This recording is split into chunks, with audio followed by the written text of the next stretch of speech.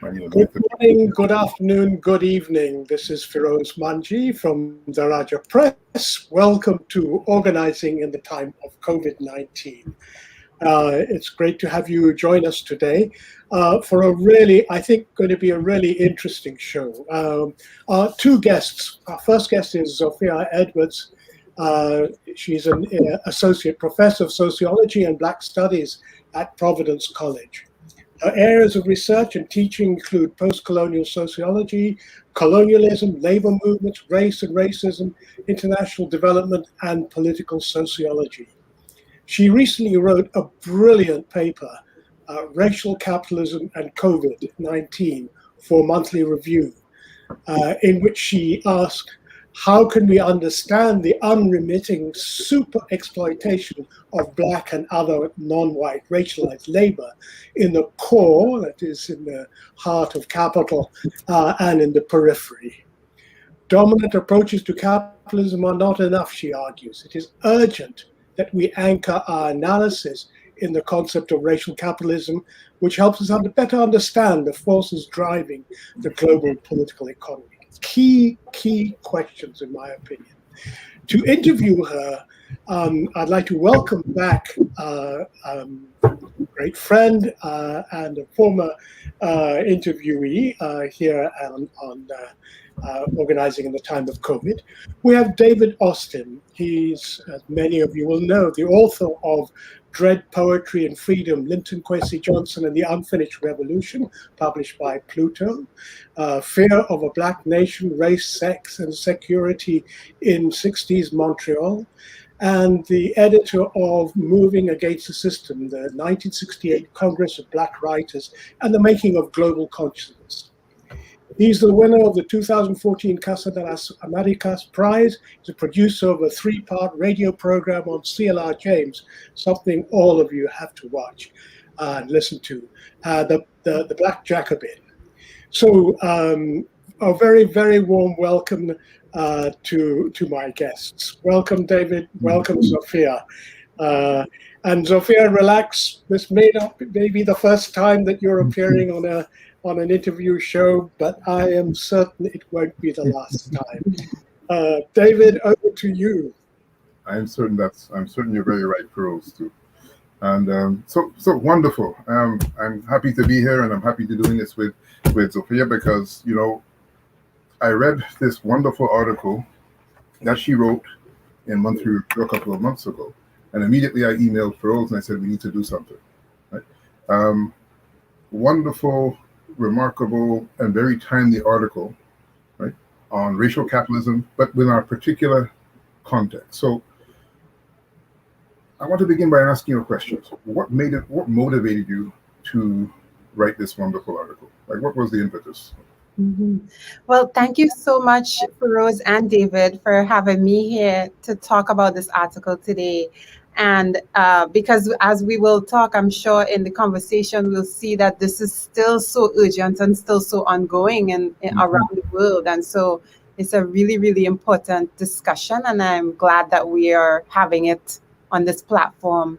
So the funny thing about this article is it really started as a very short piece that I wrote in a rage. It was really rage writing at the start of the pandemic, because I was hearing all of these reports coming out that, you know, Black people were being disproportionately, they were contracting and dying disproportionately from COVID-19. And the media and so many academics just seemed surprised by that. And to me, it was so obvious that that this would be what would be happening, and also the roots of why this is happening. So it was particularly infuriating that the dominant narrative that we were seeing was that somehow this is not the predicted outcome, that we should be surprised by this. And so I think a part of what was going on was it was a very presentist approach where the impulse was to focus on the here and now and what the data looks like in this present time. But as we know, none of this is new. And so I wanted to draw attention to how deeply historical and how deeply structural the roots of what we are seeing in terms of the racial groups that are being disproportionately affected by the pandemic is today. And I also wanted to draw attention to the fact that these patterns that we're seeing in the US, in Canada, and in Europe are not confined to those artificial borders, because in the same way that coronavirus didn't confine itself to geographic boundaries and artificial borders, the architecture, the infrastructure of the economy is global. And so we have to pan out our view to examine what is going on and how what is going on abroad, quote unquote, intersects with and overlaps with and is really dynamically connected to what we call domestic, or just within North America and European countries.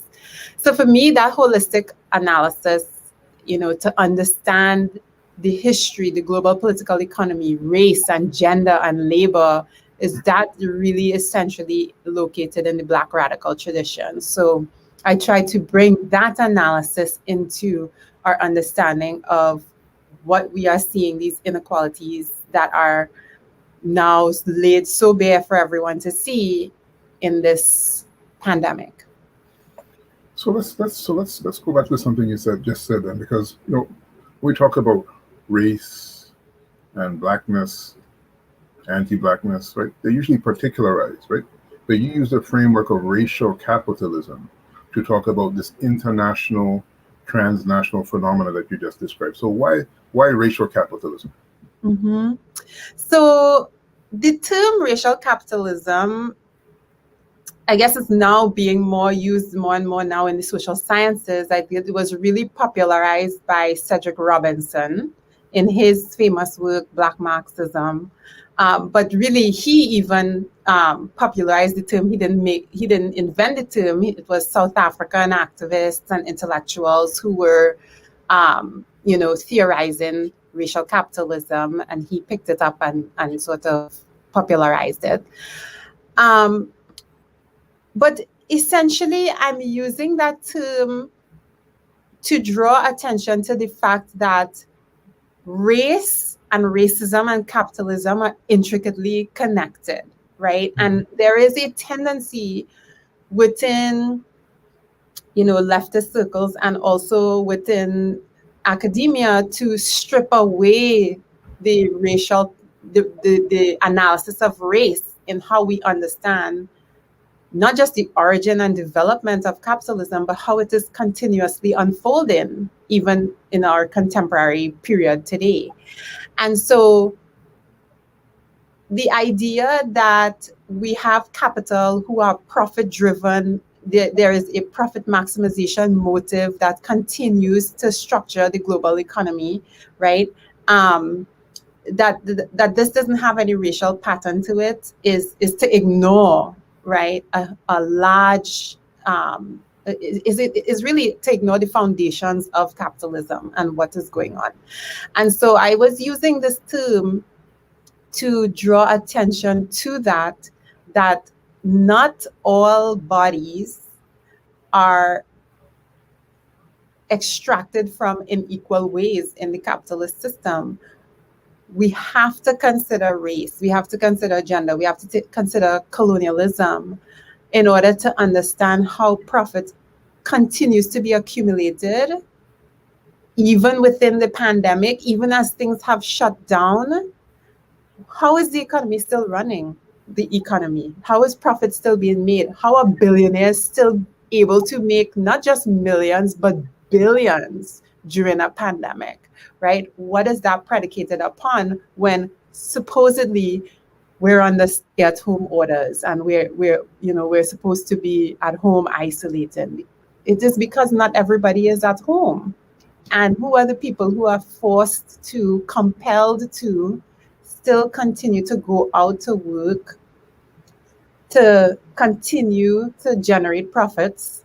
It is people racialized as non-white, Black workers, Latinx workers, indigenous people, right, who continue to have to provide food to provide services, and so on. So the term racial capitalism really just draws attention to the fact that capitalism is not colorblind and it's not race neutral. It is deeply racism and race is foundational to capitalism and how the economy continues to function. So you then make a connection between racial capitalism and our contemporary moment, which of course we can essentially describe as a COVID moment, right? I mean, that's COVID has dramatically shaped our lives. It's demonstrated to us that the borders, as you said, that we understand to be fixed and ossified are actually very porous, right? Mm-hmm. So could you talk a bit more about the relationship between racial capitalism and the COVID pandemic, and how it has affected people differently in different contexts? Mm-hmm. Yeah, absolutely. So on the one hand, we can think of why is it that we see these disparities in the health outcomes?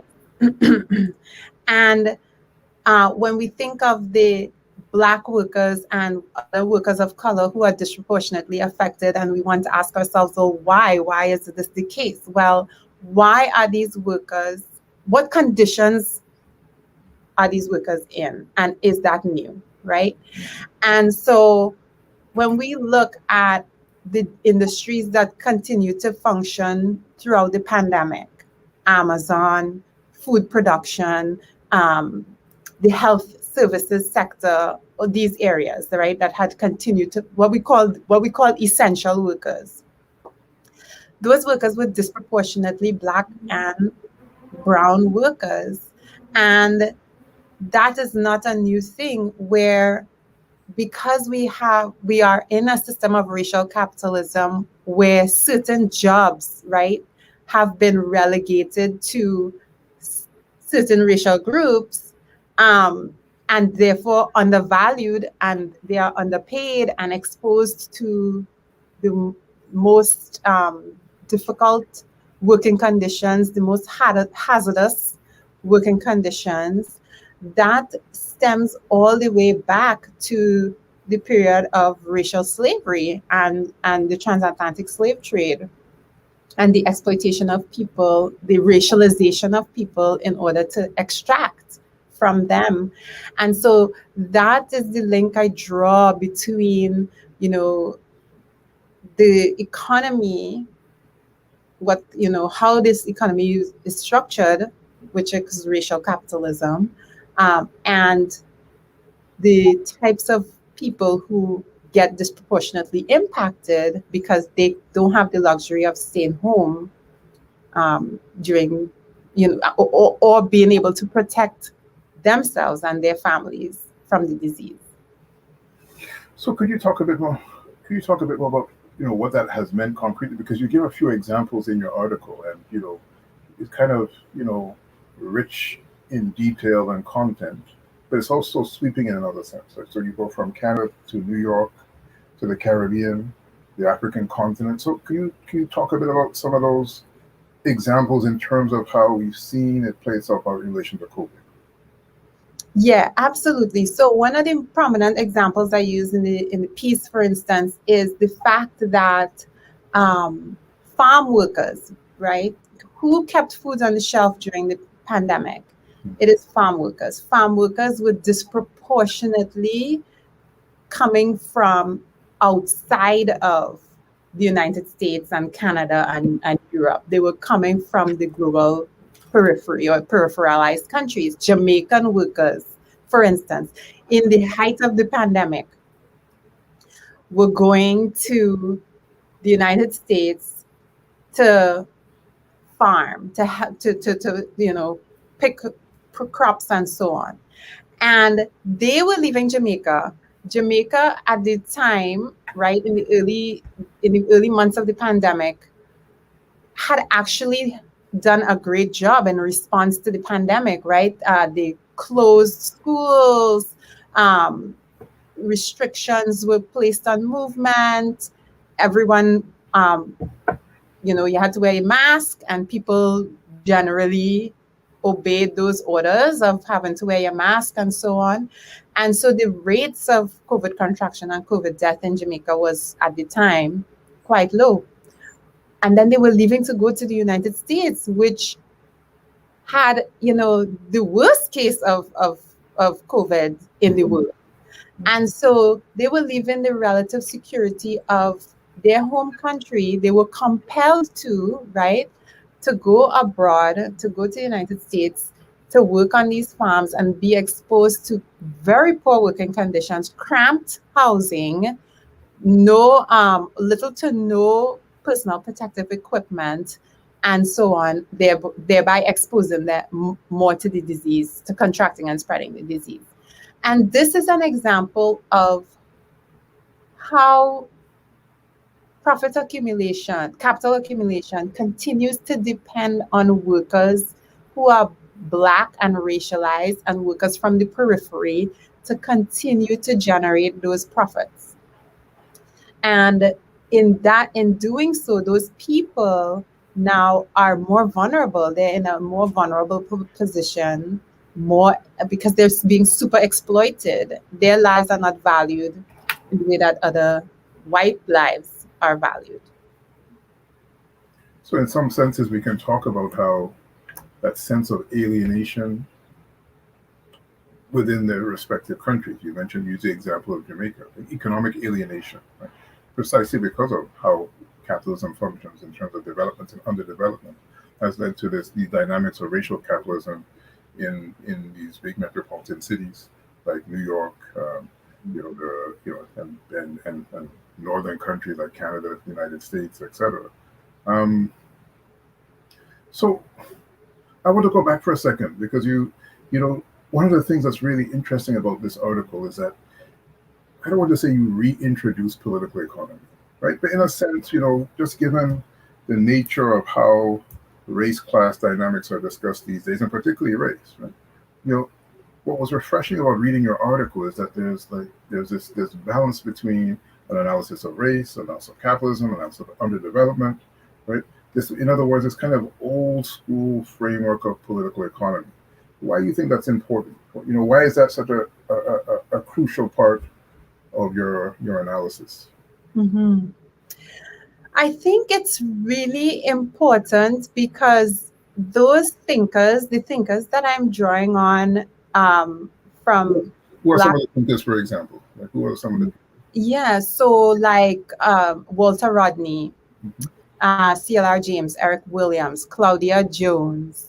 These thinkers in the Black radical tradition, or as we were talking as well, the Caribbean radical tradition, right? They were really thinking about the intersections of race and class and gender in the global capitalist system and how that impacts Black populations and people of color, but also national trajectories, right? Where countries, the level of development, level of underdevelopment, global inequalities that we see today. And so I just find that this is just such a powerful set of theorists to turn to because they provide a holistic framework for understanding these different concepts simultaneously because they show how they are interconnected and the history of how they came to be interconnected. And so I find that to be a really powerful tool in analyzing the economy and the fallout of the pandemic. Well, you mentioned two thinkers, so I'm going to ask you to say a little bit about both of them, because in the article, when you mentioned Walter Rodney, you mentioned how Europe underdeveloped Africa. What particularly about that book and Walter Rodney's analysis of dependency, underdevelopment? And I should tell the audience, like, this is what we met at a conference actually on Walter Rodney, right? Organized by the Walter Rodney Foundation. Was that last year? My sense of time in terms of the pandemic, it could have been 2 years ago. Yes, I think it was just before the pandemic. Yeah. Yeah. So, what is so valuable about Walter Rodney? I mean, especially when we keep in mind that Walter Rodney was a historian, right? But he could have easily passed for a political economist, in his own right too. In fact, in many senses, he was. So could you talk a bit about, his analysis and how that factors into yours? And then the other person I want to ask you about, I think for obvious reasons, is Claudia Jones, to say a bit about that. Mm-hmm. Yeah, absolutely. I mean, Walter Rodney is so powerful for thinking about this situation that we are in currently, because the tools that he gave us we're seeing it play out. It's still so relevant for today. In this text, How Europe Underdeveloped Africa, he takes great care to lay out how structures of dependency have really kept African countries, Caribbean countries, in a state of underdevelopment, even as they are tied to these more advanced, quote unquote, countries, these quote unquote industrialized countries, wealthier countries, colonizing and imperial countries in the core. And so I find this to be so relevant because, for instance, going back to the example of the Jamaican workers and the Jamaican state, which at the initial stages of the pandemic was able to really do a good job mitigating and controlling the spread of the virus, it almost didn't matter how well the Jamaican government was able to contain the spread in the early stages. Of course, importantly, they saved many lives, but people still had to leave to find employment elsewhere. And that is a structure of dependency, right? Being dependent on, because the economy cannot absorb these workers. There's high unemployment in Jamaica and in the other examples as well. Rodney talks about, how foreign loans, foreign direct investment, these are all structures that are meant to keep in place the system of hierarchy in order to extract from the colonies, former colonies, right? The periphery. And those things are still in place. If we look at relief packages, COVID relief packages from the IMF, that countries have been trying to access, they are still conditional, and they are conditional on rolling back public investments in healthcare, in service. So it's still a story of being dependent on foreign capital, being dependent on foreign markets. Mm-hmm. Tourism is another example. Can a country that really depends on tourism really open back up in the COVID era, in the era of variants that keep popping up, new variants, new, more, contagious and deadly variants?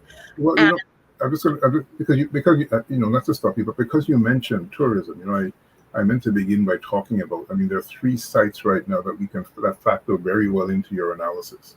One of them is South Africa, the other one is Cuba, and the other one is Haiti. Right?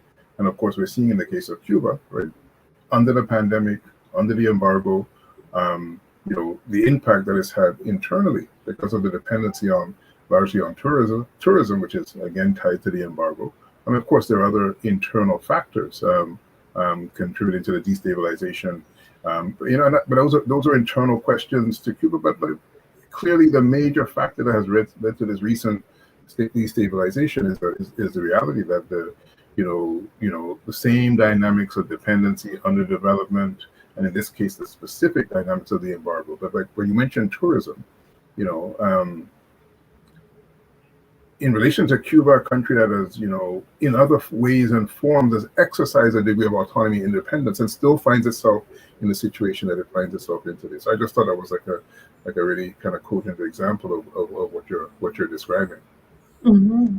Yeah, absolutely. And that, Walter Rodney's for instance, says this, that there is one global capitalist economy, right? And we're all tied into that. And so we're seeing how this is manifesting itself in Cuba right now, and Barbados, Jamaica, other countries that also depend on tourism, where the lockdowns, the tours and all of the entire industry, right, that depends on people traveling, depends on foreign, wealthier clients, so and so, to come into their borders, that this is really unsustainable, and you cannot your economy, your people, the livelihoods of people, it's so fickle when you're in such a situation of dependency. And with COVID-19 now, we are seeing this just very, very, very clearly, as countries have had, without a vaccine, without easy access to the vaccine, or as easy as in other parts of the world, where where countries are hoarding vaccines and so on, where it is difficult to get vaccines. Are you really realistically able to go back to the way the economy was structured before, prior to the pandemic? And that remains an open question. It's a fundamental question. And Claudia Jones, and you talk about Claudia Jones and a kind of conception of super exploitation. Can you say a bit about that? Absolutely. So Claudia Jones and this, has really, I think, reminds us and highlights that it is not only about race and class, but also about gender. And she talks about the triple oppression that Black women workers face, as workers who are even more extremely exploited in the global capitalist system. And we see this in the pandemic, as well as workers in the service sector who are predominantly women, right?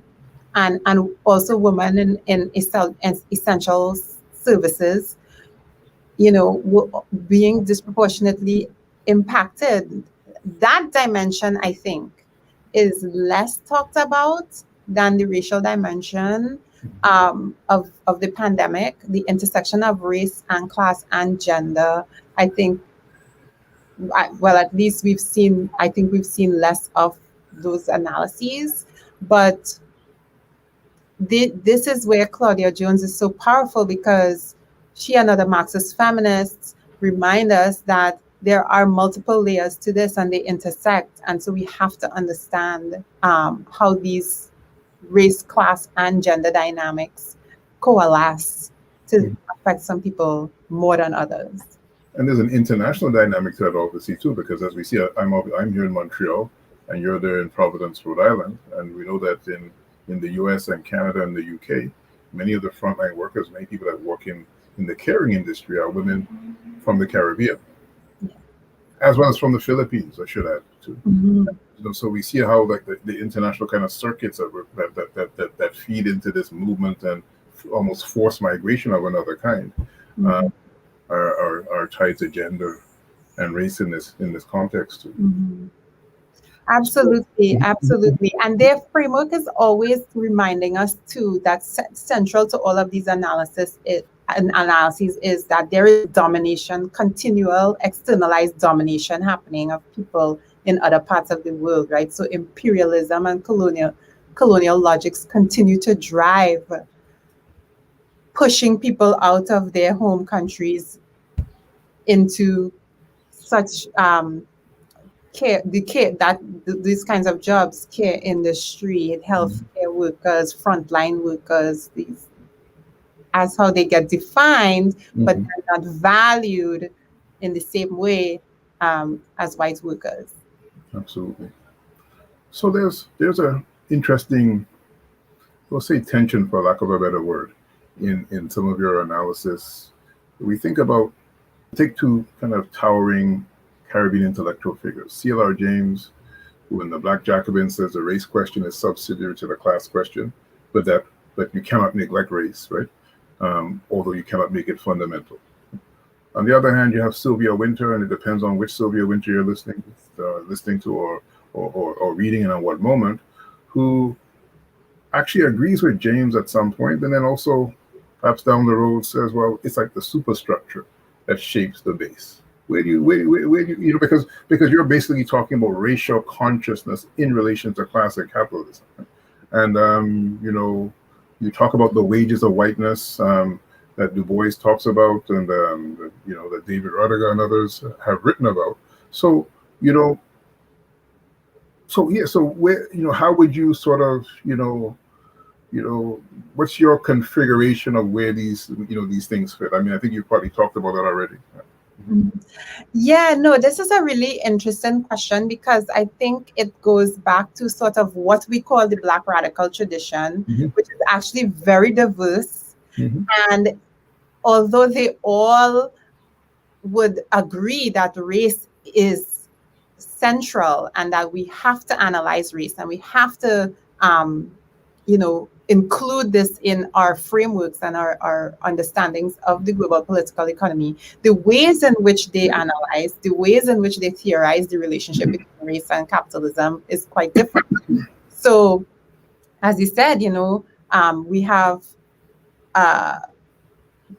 more people who are, hew more to sort of the class analysis, and race is important but secondary to that. And then we have others who, even like Cedric Robinson, right, who says like racism predates capitalism, that it was a elemental form in feudalism, and it got innovated upon and transferred and exported to the rest of the world in as capitalism developed. So I think there are many arguments about the precise relationship between race and capitalism, and also questions around which came first, racism or capitalism. And so we have multiple arguments about that. But I think for me, the point is to understand race, racialization, racism, and capitalism, and how they get interconnected and manifest in different ways. And so, racialization and creating race was and is a way to dispossess and to extract different levels of surplus value from different groups of people, and that this went hand in hand with capitalism. To me, it says that they are mutually constitutive. They reinforce each other at this point. And so, added to that, we cannot really understand racism and racialization without imperialism and colonialism. They went together. And so, to me, I see them as mutually constitutive and unfolding together as capitalism unfolds. And so that is sort of where I locate my analysis, rather than trying to sort of pinpoint or rank which comes first or which is more important than the other. I think I would absolutely agree with you, and I would add, going back to your article, that so you talk about like this kind of psychology and the kind of this psychosocial sense of superiority associated with the wages of whiteness, and how, in essence, it has been used historically as a tool of division. Now, we had this conversation a little bit yesterday. So we have this set of ideas, which is also quite diverse, called Afro-pessimism, which at its core essentially suggests that by any conception of human solidarity, particularly black-white solidarity, but even like the spectrum, right, in terms of human solidarity in relation to people of African descent, is in essence an impossibility, and in particular in the case of black-white solidarity, because the black-white dynamics are essentially master-slave dynamics. If I'm reading and understanding your analysis in relation to the psychology of race in terms of like notions of racial superiority, historically, they have played a role in terms of dividing folks who otherwise would be acting in common cause will be will be the sort of space for solidarity. Is that a fair assessment of part of your conclusion in this article? Yeah, absolutely. I mean, I think that um, you know, these racial ideologies, the white supremacist racial ideologies have been very central to dividing workers and keeping workers apart. Uh, and actually, the broader Black radical tradition, I think, is really good at this. Is where I think this literature is exceptionally good at providing us with the tools to understand how race is related to class, because they tell us that it is not necessarily the case that you would have solidarity within a class because people get invested in their racial groupings, right? And so you have, as Du Bois says, the psychological wages of whiteness and so on. But also, when we think about, C.L.R. James's Black Jacobins, where he talks about the mixed race, the mulattoes, the lighter skinned population who are completely unreliable in the movement for liberation because they are invested in whiteness. They benefit from it, right? They have a higher social status in a racially hierarchical society that is structured by color. And so these thinkers help us to think through those racial dynamics that are going in within class categories. But they also equally show us that it doesn't always happen to be the case, and it is not necessarily the case that you will have solidarity within a racial group. So it is not the case that you can count on, quote unquote, all Black people to be on board for liberation because they all experience anti-Black racism, right? That we have to think about the differences because there's a tendency to class distinction where the Black middle class sees itself as separate and distinct and has its own interests, quite apart from the Black working classes. And so, Walter Rodney, with the history of the Guyanese people and his analysis of race and class in Guyanese politics, I think is really good at showing how your relationship to the structure of production intersecting with these racial ideologies can produce very complex outcomes that you cannot determine a priori just by saying that, well, racial groups are going to be in conflict with each other, or right, because it is complicated by race class factors. And so my issue with the Afro-pessimism is that it doesn't have those nuances. It doesn't have those. It doesn't have room to think about those nuances within the group of people that we call Black. And so there's also no room for alliances or cross-racial solidarity within this framework. And in fact, I think it is quite fatalistic. There's no, how do you get change? How do you, it's almost like, well, what is the point? And so I think if we understand the origin, the development, the unfolding of capitalism, imperialism, settler colonialism, and extraction, then there are indeed intersections and entanglements in the violence that Indigenous people have faced, Black people have faced, Palestinians face. And so, this is my kind of issue with Afro-pessimism. And also, I think this perspective doesn't match what people are actually doing on the ground, which is building coalitions, both locally and internationally.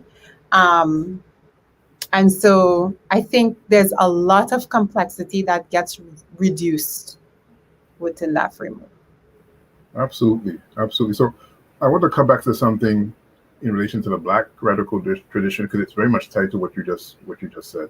The Black radical tradition, the Caribbean radical tradition. I'm going to hold that for a second because I can see that Feroz would like to make a comment. Mm-hmm. Yes, if you will allow me. I need some help understanding this term racial capital, because there is a problem in this. As you quite rightly point out, what the COVID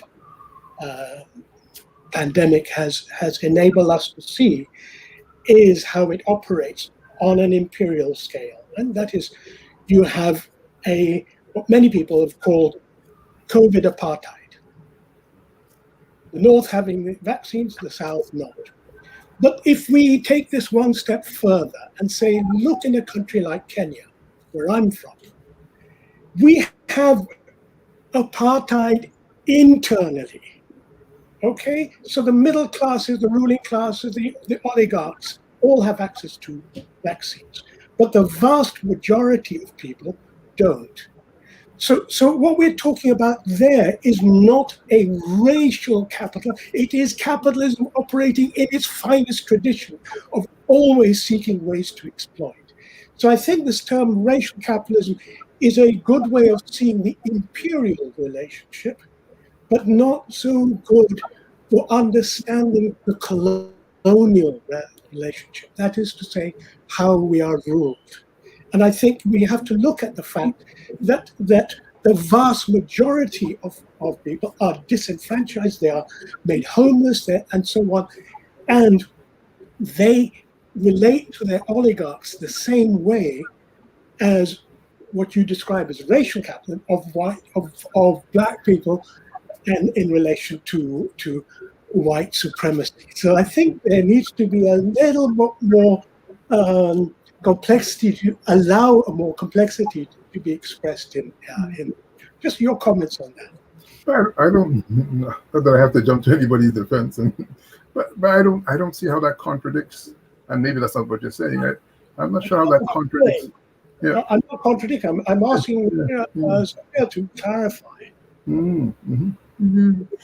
Yeah, so I think again, this is some confusion around, probably some confusion around the term racial capitalism, because it is used so very differently in different spaces.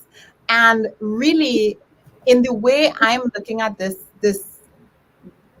or the way I define racial capitalism in the piece, is that it is capitalism that could not happen, right? It's recognizing that capitalism could not, the origin and ongoing functioning of capitalism is predicated upon, right, dispossession and imperialism, war making, colonialism. This is gendered and racialized exploitation. So this is central to how capitalism emerged and how it continues to function. And I think, the racial, because racial is in the term, perhaps we think then that, we emphasize the race aspect of it. But in the piece that I wrote, I also tried to emphasize the coloniality of that as well, right? That, it is also a manifestation of what's going on in other parts of the world, and colonial domination and continued domination in that way that continues to drive these inequalities that we're seeing. And I think also, within this literature that's so heavily, that spends a lot of time thinking about the relationship between race and class. Again, going back to that example of sort of Walter Rodney's and Fanon's discussion of the Black middle class and the petty bourgeoisie, right? The Black petty bourgeoisie and these people who occupy the state and so on. I think it still shows the power of that analysis, because that's exactly what's going on in Kenya and in Trinidad and Tobago and so on, where they were able to get the vaccine before everybody else. Some of them, right, in the petty bourgeoisie class, they were able to go, at least in the case of Trinidad and Tobago, they were able to fly to Miami, get the vaccine there, fly back home, and the rest of the people are waiting. They're waiting for, they don't know if they're going to get Sinopharm or AstraZeneca. They don't know. So I think, yeah, I think it's still consistent with what this literature is trying to capture. Well, I was just going to add that I think, sometimes the word, and I noticed that Rana Bose has a question, and we can go to his question after. Sometimes the word betrayal is used in these contexts, right? To talk about how the leadership often betrays the aspirations of its followers, its constituents, etc. But if we take what you just said and what Rana said, what Feroz said, just said about the kind of internal dynamic in a place like Kenya, or you take any other country. Right? I mean, we're essentially we're talking about class as a form of identity too. And if we think about class as a form of identity, we're not talking about betrayal. We're actually talking about folks working within their own particular class interests. Would you say that's a fair assessment? Well, I mean, I think at the time of Fanon, he was talking about the emerging petty bourgeoisie, the beginning of that process. But today we have oligarchs who are part of the international oligarchy. In other words, they have now a close, intimate relationship with. They're not separate from. So they are being allowed into the sacred space, as it were. That's essentially what I'm saying in terms of like they're representing their own interests, which are aligned with the interests of international capitalism. And this is in part, even though it's been framed, I've been in touch with a very good friend in South Africa the last couple of days. And while like the analysis might say that this one was sparked by the protests in South Africa, sparked by Jacob Zuma, of course, there are deep-seated underlying class divisions, right, which are sometimes as masked as race in South Africa. And his arrest may have served as a spark, right, for whatever reason, right? But of course, like people are, burning and looting, et cetera, because like these are South Africa's dispossessed, right, in another kind of apartheid, which is not necessarily racial apartheid. So, Yeah. I think there's a way of talking about race and class together that we begin to understand that class can be another form of identity amongst the same group of people, amongst people who are otherwise described as being the same group. Do you want to take Rose's question, Rana Bose's question? Mm-hmm. What's your opinion of why the white working class in center countries shy away from farm work, acute healthcare, warehouse work in the globalized economy? Is it purely low wage levels, or are these segments of work considered pre-industrial and like plantation work, like racist disdain at work? Very good question. Yeah, this is a good question. I think that when we look at these types of jobs, we realize that they are the jobs with the least protections, right? No unions, the lowest of the wages, the worst working conditions, and we can go down the list. And white workers in the United States, in Canada, in Europe, they have historically, when we look, unionized, excluded workers of color, right? And through their unions and so on, have been able to get a lot of protections that they deliberately excluded from workers of color. And so I think it is a part of how trade unions developed in the core, in core countries, and the racism of unions, of trade unions, and then what then gets relegated to racialized workers of color, the workers of color, the most precarious, the most dangerous labor, with least protections. And so, and yes, then we come to associate these jobs to have a disdain for those jobs, because in a racialized system, in a racist system, then people, they invest in the racist ideologies around who does what kind of work. But I think it is a story of sort of how trade unions developed and what kind of jobs were then relegated to migrant labor and racialized labor. I mean, some people would argue we're talking about a labor aristocracy that wants socialism at home, but still wants the colonial relationships to continue. Is that part of the equation? Yes, absolutely. I thoroughly agree with that. And we see it's continuing. We see the best, teachers unions, fire unions, all white worker unions have been able to get so much, and they do it continuously on the basis of excluding other groups from getting those jobs.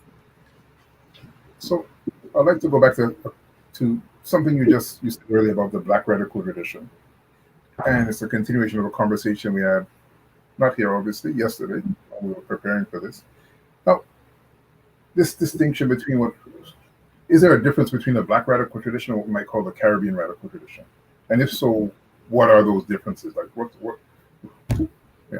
Mm-hmm. Yeah. And what are the implications of those differences? Wow. Yeah, no, this is a great question, because I think there are clear overlaps, but there are also clear differences. And I think the Caribbean radical tradition can be very useful if we think about how we might apply those to contexts outside of the Caribbean as well. So I think one really important thing that the Caribbean radical tradition does is it allows us to think beyond the black-white binary that dominates so much of the North American Black radical traditions. It really does offer a way of theorizing and analyzing conflicts and solidarities within class groups, but also within racial groups. So like I was saying, in C.L.R. James's Black Jacobins, or in Walter Rodney's analysis of race and class in Guyana, they enable us to talk about working class solidarity not being a given because of racial antagonisms, but also that solidarity within racial groups is also not a given because of class distinctions within those groups. And so, I think those are really important tools that could be applied to the North American context to understand, for instance, the relationships between racialized workers, more broadly speaking, beyond Black workers and white workers, and to understand how solidarities form and how conflicts persist and things like that. Mm-hmm. I also think very importantly too is, for instance, Oliver Cromwell Cox gives us a way to also understand race and caste and the relationship between those two things. So it's race, class, but also race, class, and caste, and that they cannot be flattened, right? Why we cannot lump these all into like reduce them just to class dynamics, that they are distinct. And I think this is very important now, where we see a kind of resurgence in literature trying to claim that race is caste, right? So I think we really need to revive this book and to go back to this kind of analysis. And I think this is important, probably out of the Caribbean context, because of the multiracial nature of the population, right? And the masses in the large Indian population, the large African populations. Walter Rodney spends also a lot of time talking about the Portuguese who were in Guyana as indentured laborers, and then going into mercantilism and so on. So I think these are very, very important tools that we get from the Caribbean radical tradition that we can use to study outside of the Caribbean in a way that doesn't just make it black and white. We shift past the black-white binary. But I know we don't have much time. And Feroz, how much more time do we have, Feroz? 5-10 minutes. 5-10 minutes? Okay. So I think it's important to say more about Oliver Cromwell Cox, right? Born the same year as C.L.R. James, from Trinidad, right? And when he writes about race, caste, and class, he's largely drawing on the American and Indian, as in the Indian subcontinent, examples. But what he says quite clearly is that part of his analysis of the Indian subcontinent, he's drawing from his socialization in Trinidad, where he's among people of African and Indian descent. But can you say more about Oliver Cromwell? Because I think a lot of people are not familiar with his work, even though he's kind of coming back into currency, in more recent times over the last couple of years. And like this mammoth work of his on race, caste, and class is profoundly important. Yes, it's profoundly important, and it again has been one of these one of these thinkers have been sidelined. I mean, he was a sociologist, and we don't even read him in sociology in graduate school. You're lucky to have read, if you have read Oliver Cromwell Cox in a class and not on your own. And so, but this is, his work is so important in thinking, as I said, about race and caste and class, the relationship between these things, why race is, you cannot equate race and caste as exactly the same thing, because of how, because race has its roots in capitalism, right, in his analysis. But he also, in his other works, talks about imperialism and how, as opposed to Lenin, who theorized imperialism as a stage of capitalism, for Oliver Cromwell Cox, it is foundational to capitalism, right? It is taking territories, incorporating territories, conscripting resources, in service of profit, was the expansion of capitalism. It was part and parcel of that. And so he was incredibly important in terms of how we think about these concepts and the relationship between them. And so I think it's unfortunate that we don't, that people don't know him as much, that we don't read him as much, but he is so, his analyses are so relevant for today. I'm not sure if you have another question or anything you want to add, Fro, because I want to ask Sophia to talk about what she's currently working on, but maybe you have a question before that or any comment or anything. I don't think we've had any comments come in, but No? so go ahead. Okay. So, first of all of us, I mean, it's an extension of your article, which was absolutely brilliant. And, this has been brilliant. So what are you working on now? I mean, where is this analysis and other research that you're doing? Where is it taking your thinking and writing? Yeah. So this analysis of the COVID-19 pandemic, these questions around who is dying and how can we prevent, right, these mass preventable deaths is so urgent and so looming. So I wrote this piece, but and it connects more broadly with my work because it raises questions about workers and the global political economy, about racism and sexism, and particularly my focus on states' capacities to care for people and to prevent mass deaths, and also about resistance. So my work really specifically looks at the relationship between the working class and the states in the countries, in peripheralized countries, with respect to economic and social development. So I look at how some states are able to develop the state capacity to direct a kind of development that improves the quality of life of the masses, while other countries are not. And I really focus in on and argue that working class movements play a central role in forcing states to build the kinds of structures and the capacity to address the needs of people.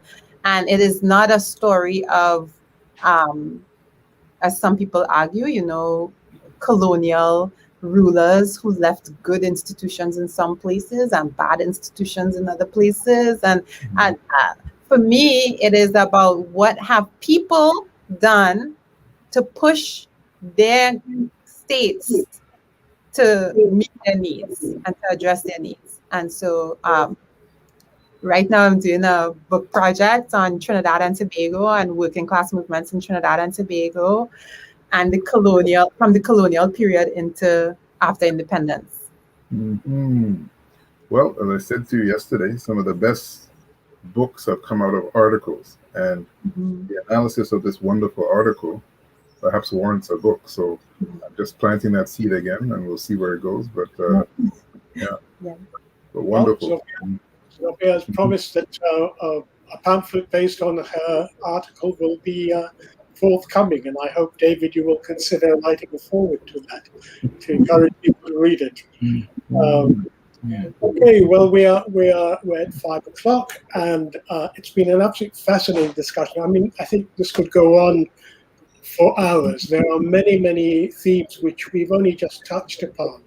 But I want to thank you, Sophia, for not only writing the article, but for your insights and your and the breadth of reading of some of the best materials around, because I think that's often forgotten. And I think that was the incredible richness of your article. David, as always, it's been just a real pleasure to have you. And the questions that you've posed, the comments that you've made, I think are really, really wonderful. I hope we can have further panels of this kind where we can discuss these issues at greater length. So I'd like to thank you, Sophia, for joining us today. David, thank you also. And to all those who have been watching, participating in different ways, thank you for joining us today on Organizing in the Time of COVID, and also, of course, under the heading of Thinking Freedom, which is what I think Sophia has really helped us to reflect on. So thank you, and goodbye. Take care. Thank you. Take care. Thank you. Okay.